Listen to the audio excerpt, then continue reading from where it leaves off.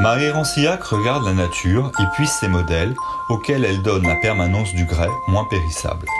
Elle a gardé en mémoire des émerveillements de l'enfance qu'elle prolonge en retrouvant sous ses mains les formes naturellement belles du végétal.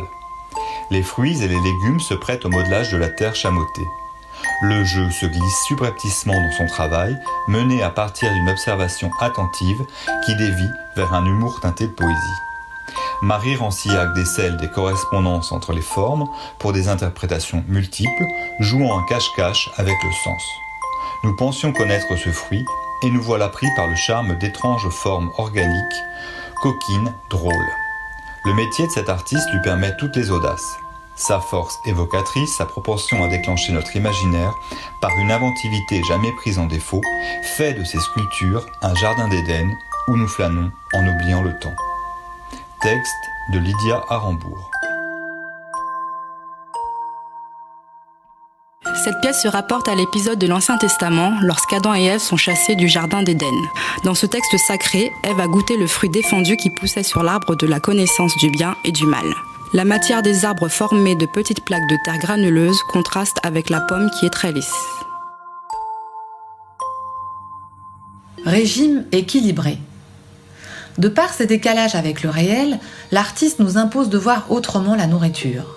Nous n'imaginions pas que notre poire puisse devenir une sculpture audacieuse, par sa présence, sa tenue dans l'espace, par l'émotion et le questionnement qu'elle suscite.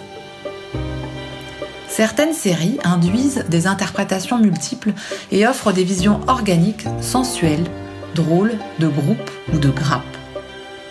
Et bien sûr, aujourd'hui, nous pouvons trouver une dimension politique. Sont-ce les fruits de demain, tous identiques, standardisés, les plus gros, sélectionnés pour leur forme parfaite, sans défaut, les meilleurs ou les plus nocifs pour notre santé ?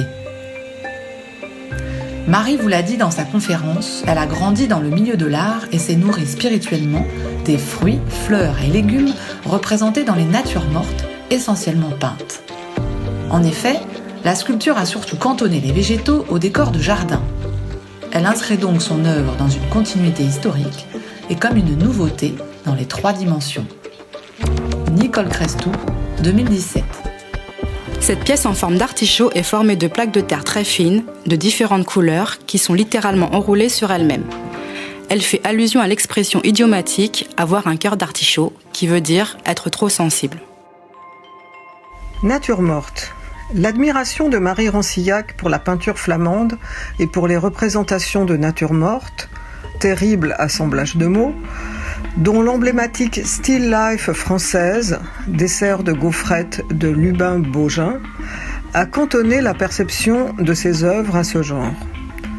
Selon nous, elle propose des vanités, même si les marqueurs classiques de ce dernier genre n'apparaissent pas au premier coup d'œil, crâne, sablier, bulle de savon, et si les frontières sont complexes entre les 2 interprétations.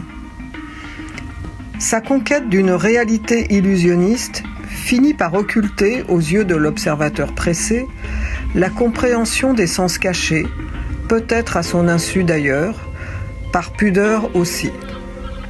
Steve Jobs n'a-t-il pas choisi une pomme comme symbole d'un crâne, d'une tête pensante ?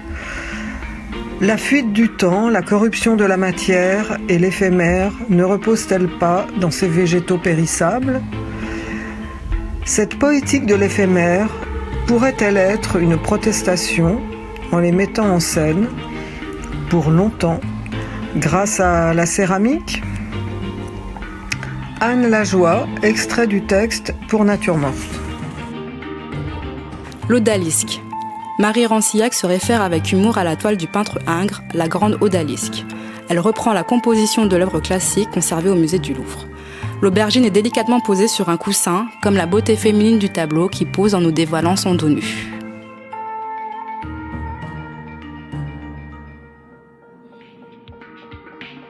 Montée en graines. Cette pièce assez différente des autres ressemble à une pièce montée. On apprécie la matière très brute de la terre, sa couleur ocre profonde et l'enchevêtrement savant de ces formes de figues qui se superposent. Là aussi, le titre apporte une note d'humour. Car être monté en graines se dit pour un légume, mais aussi pour un adolescent qui grandit trop vite. Sur le plan sculptural, la répétition d'un même volume en colonne peut faire penser à Constantin Brancusi, qui avait créé à partir d'un module géométrique la colonne sans fin. Grosse légume. Je voulais être une grosse légume de l'art, mais comme j'aime les natures mortes et les accumulations, j'ai choisi, au lieu de représenter des femmes nues, de prendre modèle dans mon catalogue Vilmorin. En effet, quoi de plus attirant pour le sculpteur que des courbes de la courge, le galbe des poires, la rotondité d'un navet et autres inépuisables séductions anthropomorphiques. Alors je façonne des rubans de terre, du grès chamoté, que je monte, assemble, bottelle, emballe puis met en scène.